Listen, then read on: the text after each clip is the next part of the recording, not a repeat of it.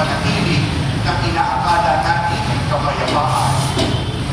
Eh, paano ang pugyog ng ating pananampalataya na nagsasabi sa atin, manindigan para sa tama at lamanan at kampihan ang aning. Para wala na lang mag-away, kahit may nakikita akong kanin, hindi pala na lang. Para wala na lang tulo, kahit alam kong may ginagawa kang kalokohan, ikaw na lang ang bibig mo. Para wala na lang tayo magiging problema sa ugnayan natin, sa opisina, sa organisasyon, ang alam ko ang lahat ng baho mo, hindi umaayon sa panawagan ng obligasyon mo sa iyong responsibilidad. Hindi ako hindi mo. Hindi ako magsasabi. Ang tawag mo, sige. Sige.